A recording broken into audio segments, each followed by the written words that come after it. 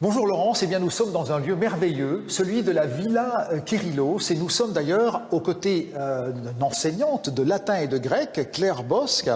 Vous êtes enseignante en lettres classiques à Nice et vous êtes passionnée évidemment, comme tous les enseignants, par votre discipline, par vos disciplines. Alors moi je voudrais savoir aujourd'hui pourquoi des jeunes qu'on a rencontrés, on les a vus travailler sur des tests pédagogiques, ils y prenaient un certain plaisir.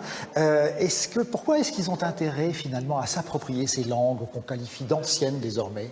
Eh bien, le goût du latin et du grec, parce qu'on peut parler de goût, est particulièrement fort chez les jeunes. Ils aiment ces civilisations, ils aiment tout ce qui relève de la mythologie, oui.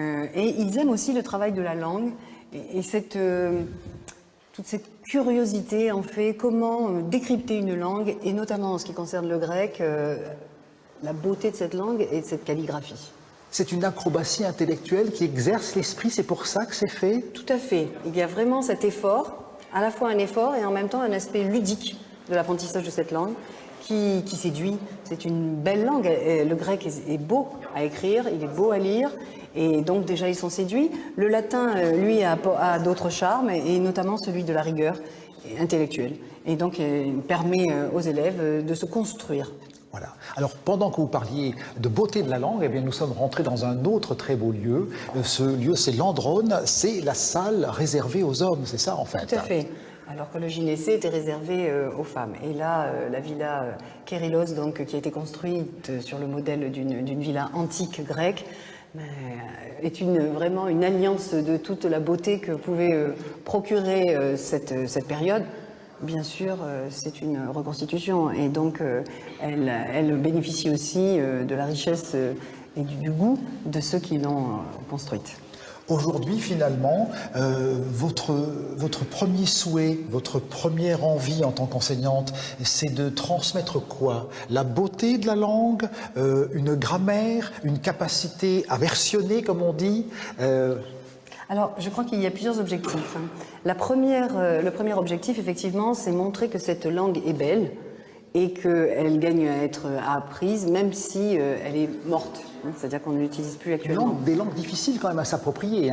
C'est plus difficile parce qu'il n'y a pas cet échange. Encore qu'il y ait actuellement des expérimentations pour du latin vivant ou du grec vivant. Et pour maîtriser justement ces langues étrangères comme l'anglais, le chinois, pourquoi pas, des langues arabes, est-ce que le grec ou le latin peuvent être utiles, ont leur utilité? Alors, je pense que le grec et le latin ont une grande utilité pour tout ce qui relève des langues occidentales, parce que les systèmes sont très différents pour les autres langues.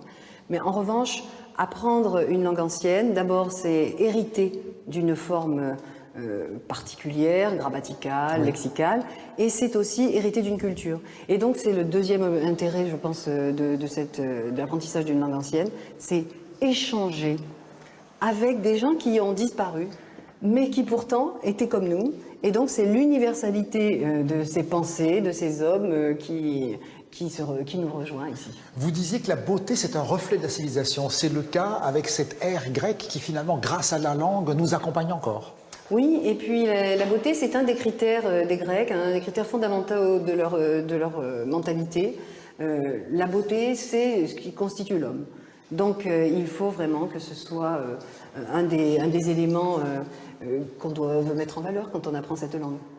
Alors, transmettre, certes, mais est-ce que vous sentez qu'il y a encore une soif pour la langue? Ah oui, tout à fait. Latine et grecque, oui, c'est vrai. Tout à fait. Les élèves ont envie. Tous ceux que nous avons sont des élèves qui sont volontaires et donc ils sont heureux de l'apprendre. Et comme les méthodes pédagogiques ont évolué, tout cet apprentissage se fait généralement avec plaisir. Eh bien écoutez, Claire Bosc, il me reste à vous remercier de nous avoir donné envie finalement de découvrir encore plus avant ces langues anciennes et toujours vivantes, c'est important de le rappeler.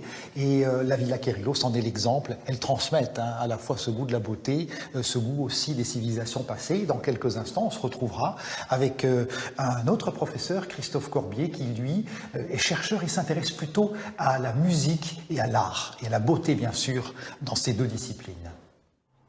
Transition aisée, puisqu'on parle musique avec Fouad Didi. Vous avez entendu le témoignage de cette dame qui enseigne le latin et le grec.